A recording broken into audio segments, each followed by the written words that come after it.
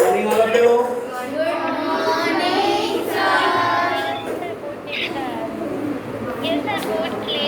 Today we have to revise Unit 4.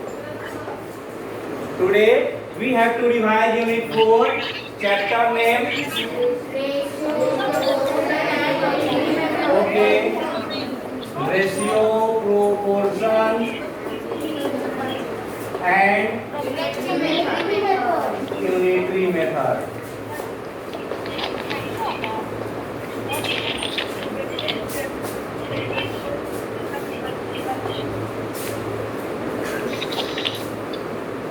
Till now we have to revise Unit 6. Till now we have to revise Unit 6. Introduction to Algebra. I think all students complete the chapter with term, example questions, worksheet question, definition, and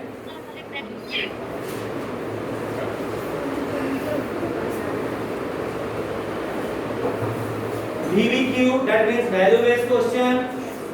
Bring these are also. Unit 3 as revision. 1 week, revised 1 week for Unit 3 and Unit 6 Introduction to Algebra also going on 1 week. Near about. Now we have to revise Unit 4 ratio, proportion and unitary method. First of all, you write the terms that you have to revise.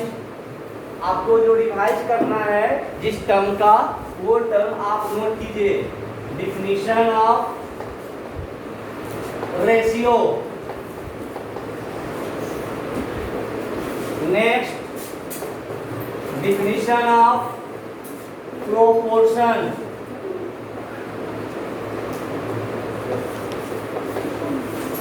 And definition of unitary method.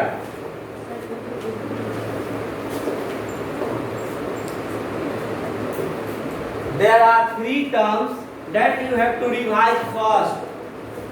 सबसे पहले आपको इस chapter में यही 3 terms का revise करना है.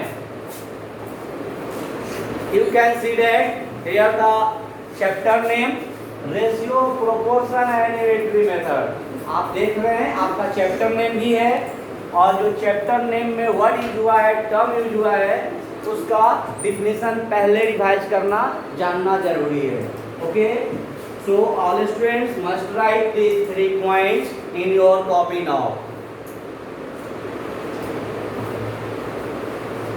आपके फेयर कॉपी में भी डिफिनेशंस, रूल्स होना चाहिए. आप एक बार चेक कर लेंगे अपना फेयर कॉपी कि आपके फेयर कॉपी में definition, rules, properties, do you know of this chapter mention और नॉट, कंप्लीट किया हुआ है या नहीं किया हुआ है. If not then you complete within 2 days. 2 दिन के अंदर में आपको कंप्लीट करना है. ठीक है, यदि आप कंप्लीट किए हैं then you should revise the definition of these terms in rough copy. अगर आप फेयर में कंप्लीट करनी है तो रफ कॉपी में इसका रिवाइज करेंगे. ओके,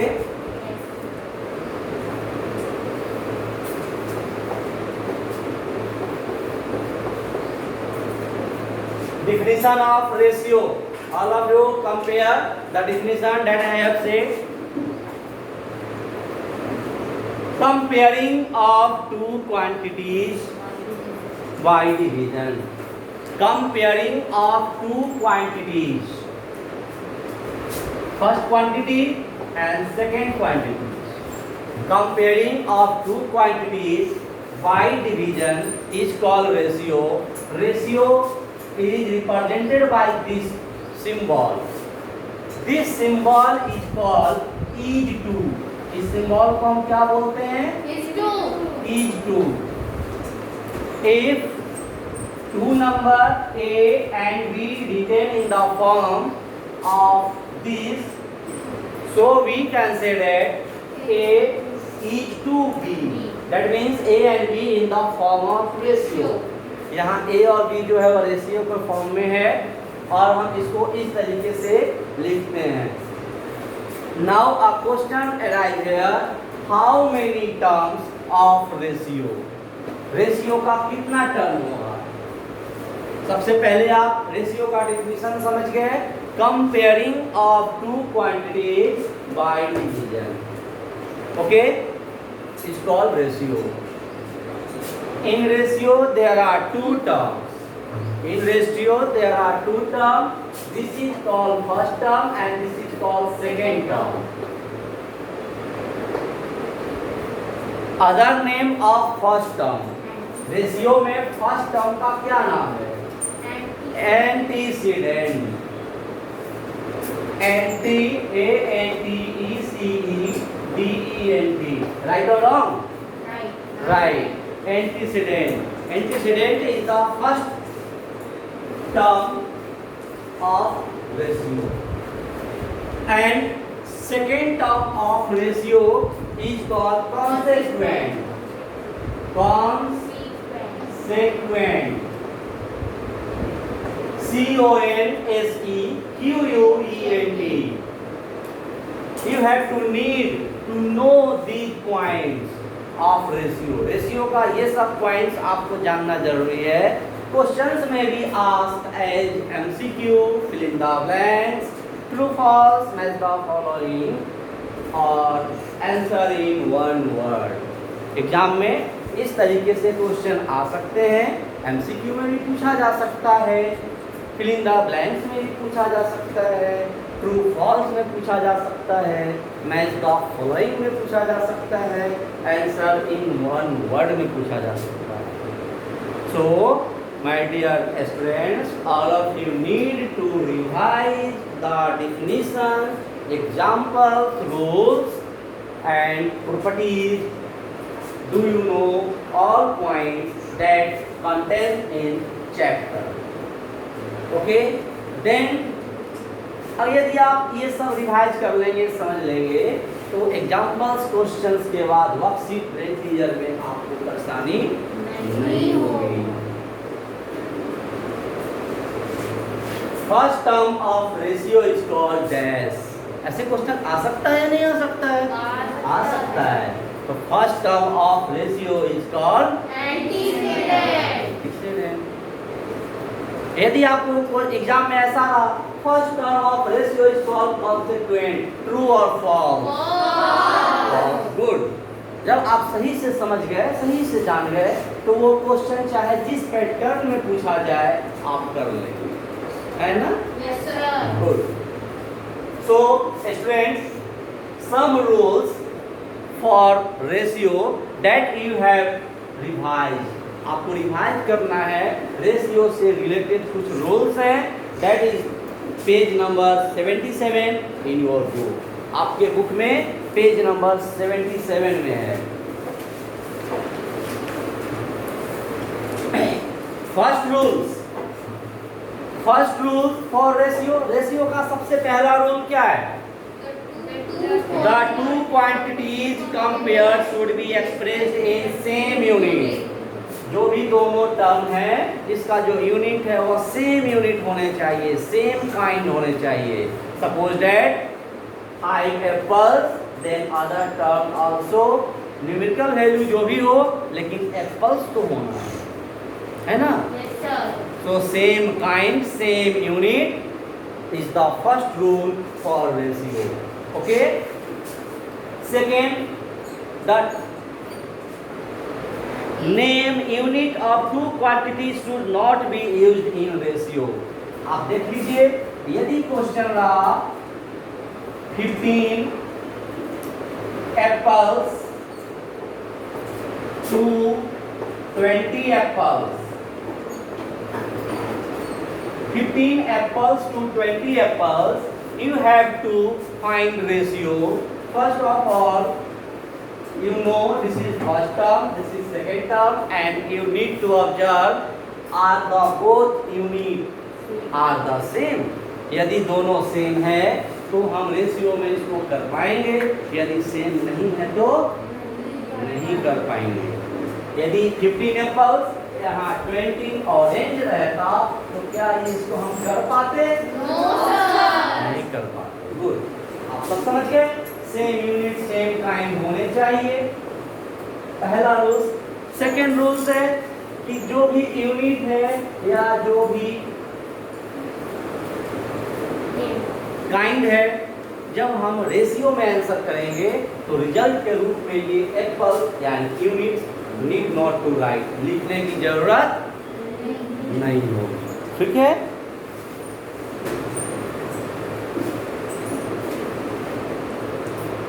आइए देखते हैं।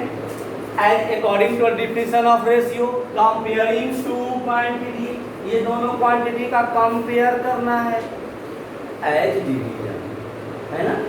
As a division. तो आइए इसका हम डिवीजन करते हैं। 15 डिवाइड बाय 20, आप इसको 15 रेशियो 20 लिखेंगे, ये गलत होगा। Because third rule of ratio का तीसरा नियम कहता है कि the term of ratio should be right in simplest form. Simplest form में लिखा होना चाहिए। अब इसका सिंपलेस्ट फॉर्म हम कैसे करेंगे? No common factor other than 1, that means HCF of both term is 1। यदि दोनों का HCF 1 हो तब वो सिंपलेस्ट में होगा। जैसे मान लेते हैं 15/70 यदि रहता, that is the simplest form. But 15/20 not in simplest form. जब ये सिंपलेस्ट फॉर्म में नहीं है, हम इसको कैसे कन्वर्ट करेंगे? First find the HCF of both term. इस दोनों टर्म का हम HCF फाइंड करेंगे। ओके, ऐसे तो ऑरली भी समझ में आ रहा है। This is 15 that contain in the table of 5 and it also contain in table of 5. But rule क्या है? रूल है कि दोनों का हम HCF लेते हैं। ठीक है, जब HCF लेते हैं 15 20, देखिए 15 1 जा 15। Now this number written here 15 5 3 जा 15, so HCF is 5। देखिए HCF 5 आ गया, तो 5 is the HCF, so we divide 5 numerator and denominator both terms। Answer क्या होगा? 5 3 जा 15 and 5 4 जा 20, so result is written in this form 3:4। 3:4। आप यहाँ देख लीजिए, यहाँ पे हमने एप्पल्स नहीं ना लिखा। यही रूल्स है कि no need to write in the as a result of unit quantity that have in your question। कितने रूल्स पढ़ा दिए? पहला रूल सेम काइंड होने चाहिए, आपको ऑब्जर्व करना है तभी आगे बढ़ेंगे। सेकेंड रूल सिंपलेस्ट फॉर्म में होना चाहिए। Third rule no need to write unit quantity as a result. मेरे फिंगर पे काउंट है, मैंने इतना सारा रूल समझाया है।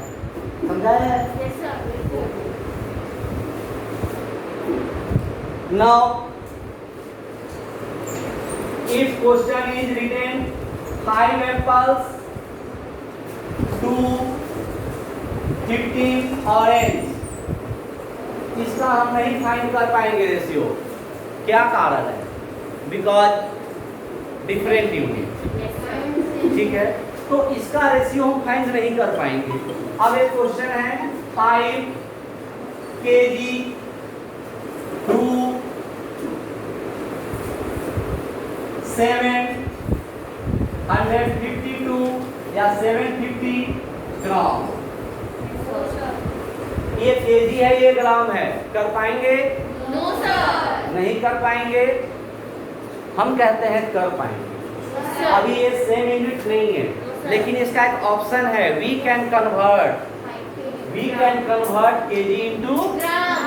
हम इस केजी को ग्राम में कन्वर्ट कर देंगे। 1 kg equal to 1000 gram and 5 kg equal to 5000 gram. here 750 gram. Now we convert or not? Yes, sir. Yes. तो इस एप्पल्स और ऑरेंज को हम सेम नहीं कर सकते हैं, लेकिन इसको तो सेम कर सकते हैं। Yes, sir. तो ध्यान देना है। Yes, sir. ऐसा नहीं कि जब केजी और ग्राम रहा तो आप बोलेंगे नहीं सर तो पढ़ाए थे कि डिफरेंट होगा तो नहीं करना है, तो ये नहीं होगा। नहीं, मैं साथ साथ में ये भी आपको समझा रहा हूँ, if possible to convert then you convert and find ratio. Okay, Yes, sir. Now second proportion. Second is Proportion. proportion. Students, you must write, learn and revise all the definition of all terms, Yes, sir. then revise to solve questions. Okay, so you write homework, W, L and revise. You already know W for write, L for learn. Write, learn and revise definitions and rules of unit 4.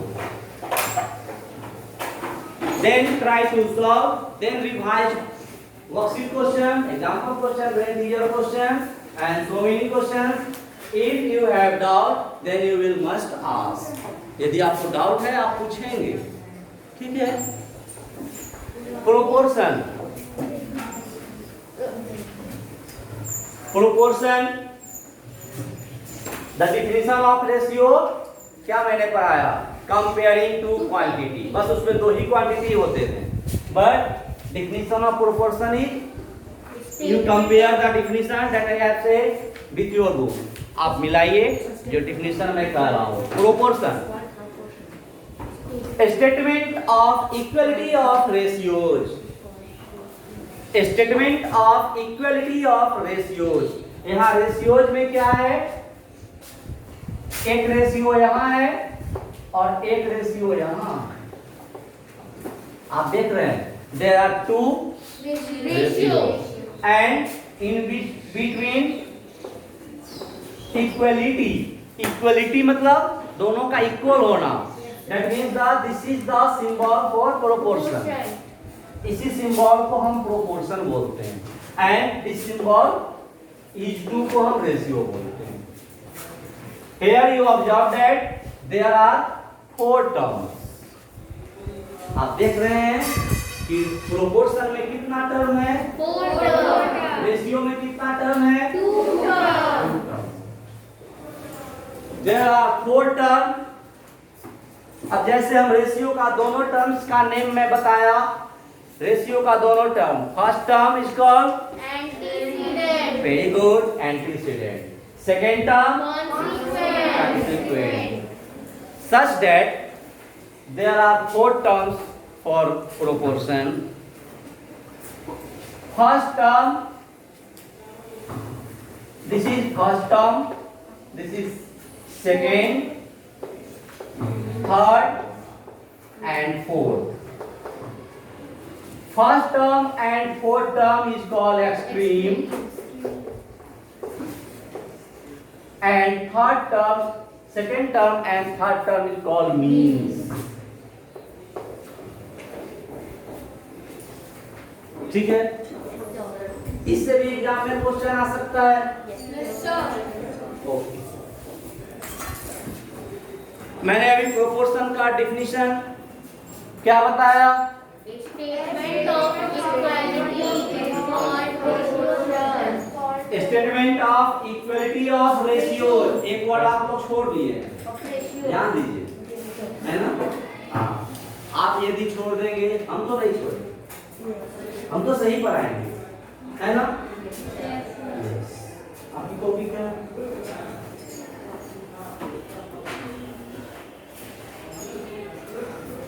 How many terms in proportion? 4 terms. The first term of proportion is called Extreme. second term is called Mean. third term is called Extreme. no Mean. means and last term is called Extreme. आपको याद रखना है कि extreme में दो term है, first and fourth. मैंने ये सिंबल बनाया है, first term and fourth term is called extreme, and middle जो दो टर्म है ये mean. Okay, a question given in the form in such a way, एक क्वेश्चन इस तरीके से दिया जा सकता है, आपको 4 टर्म दे दिया जाएगा। Okay, and question is that are 4 numbers in proportion और not.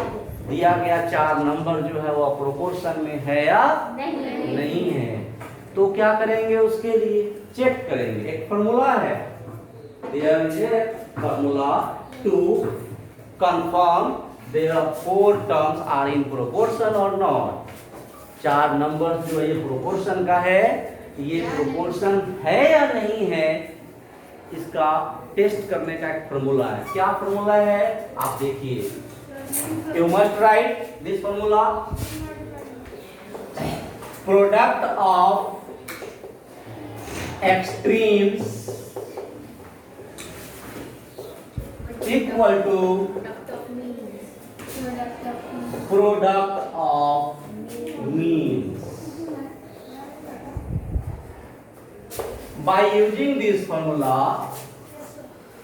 we confirm that given 4 numbers are in ratio, given 4 numbers are in proportion or not। इसी फॉर्मूला का यूज करके हम कंफर्म करते हैं कि जो 4 नंबर्स दिया है वो प्रोपोर्शन में है या नहीं है। आप यदि ये फॉर्मूला नहीं जानेंगे तो वर्कशीट में क्वेश्चन रहेगा, क्या आप सॉल्व कर पाएंगे? यदि आप ये फॉर्मूला समझ गए तो अपने आप वर्कशीट का क्वेश्चन, एग्जाम्पल का क्वेश्चन, कोई भी क्वेश्चन हो आप चेक कर लें, है ना। हाँ, जो ये दोनों टर्म है इसका मल्टीप्लाई करेंगे मीन्स का, और वो मल्टीप्लाई वो प्रोडक्ट सेम आना चाहिए if you multiply first term and fourth term. No, yes, today is the class to revise definition, rules, terms. All of you must revise all the terms that used in this chapter, all the rules that used in chapter, then to solve questions। Last term unitary method। अब unitary method का मैं revise कराने जा रहा हूँ। कल के class में आप डिफिनेशन फॉर्मूला कंप्लीट करके आएंगे और क्वेश्चन हमसे पूछेंगे, आप क्वेश्चन रिवाइज करेंगे। Okay, unitary method।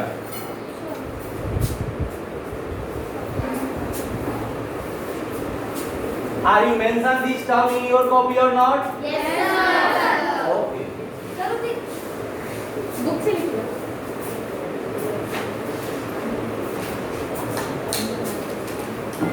Unitary method।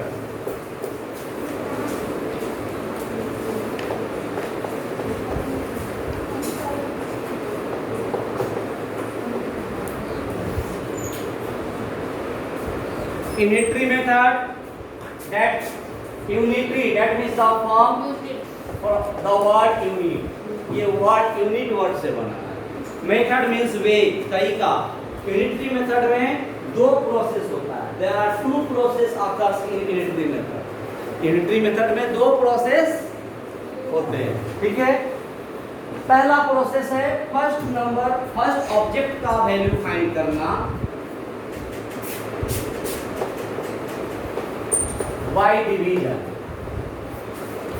then finding the value of more, यानी more than 1 by multiplication। आइए इसका डिफिनेशन आपको हम करके बताते हैं। यूनिटरी मेथड के डिफिनेशन का मेन कंक्लूजन यही है ना।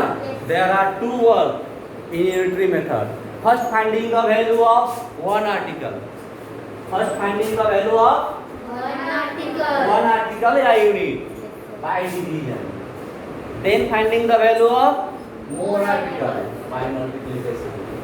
Okay, you understand? And say the definition of unitary method, say loudly। The method First, finding the value of one article unit by division. Okay. Then first finding the value of one 1 by division division, then finding the value of more article by multiplication. By 1. This method is called Unitary method. Very good. आप समझ गए definition? Yes, sir. The method in which first finding the value of one article या one unit by division, then finding the value of more articles या more unit by multiplication is called unitary method. We confirm the definition as an example. हम एक example से आपको confirm कराना चाह रहे हैं. कौन सा एग्जाम्पल? देखिए, if cost of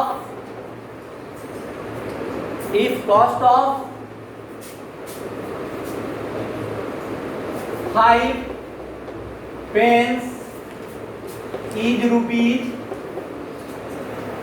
35, then find the value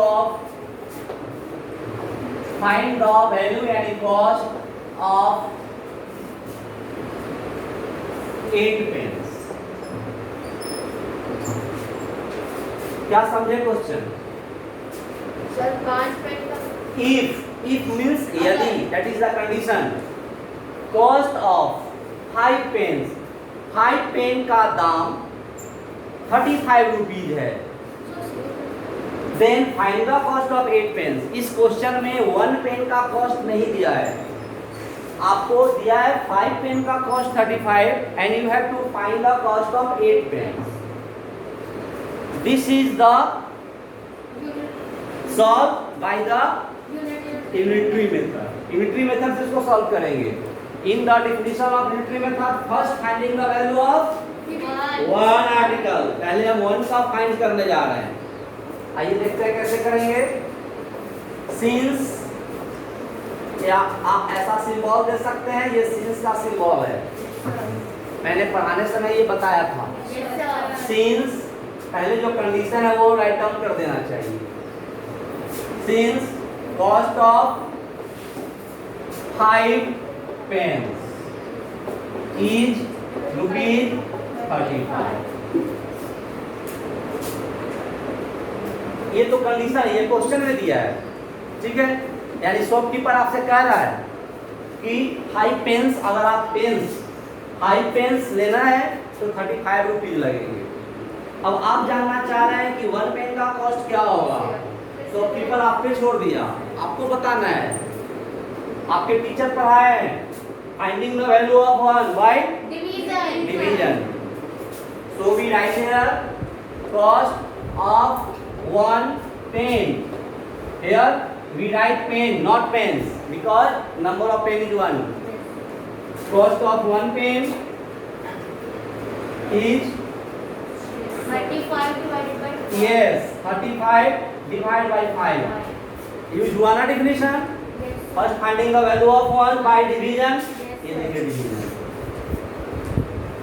Therefore cost of more article by multiplication.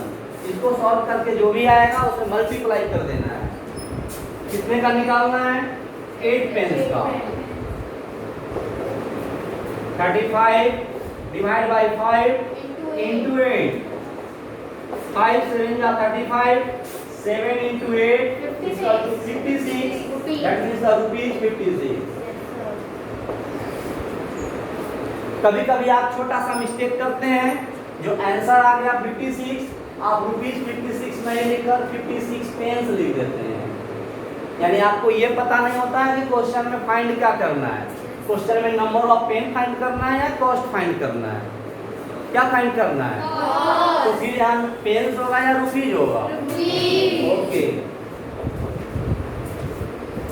इस तरीके से हम रेशियो, प्रोपोर्शन, यूनिटरी मेथड का डेफिनेशन तैयार करेंगे, रिवाइज करेंगे और क्वेश्चन सॉल्व करेंगे. Therefore this symbol is called since. आप देख लीजिए, इसको सिंस बोलते हैं, मीन्स चूंकि, ये कंडीशन यूज करने के लिए हुआ है। And this symbol is use so, यानी कि देयरफॉर, THEREFOR, देयरफॉर यानी इसलिए, ठीक है ना। This is answer. Students, once again I repeat, all of you must revise all the terms that used in this chapter with proper examples and also revised rules. No? Yes, Then sir. to solve question. Example question भी आपको solve करना है। आप example question को छोड़ेंगे नहीं। Question question होता है, चाहे वह एग्जाम्पल का हो या वर्कशीट का हो, ठीक है। क्वेश्चन तो क्वेश्चन है ना। Yes, sir. हाँ, क्या उम्मीद करें नेक्स्ट क्लास में आप अच्छे से तैयार करके आएंगे, रिवाइज sir. करके आएंगे Yes, sir. और पूछेंगे क्वेश्चन। Yes, sir. ओके,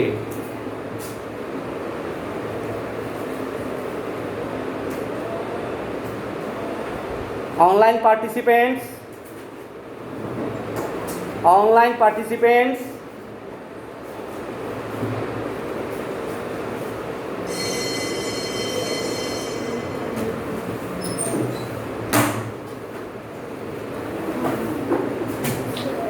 मैं आपको अनम्यूट किया।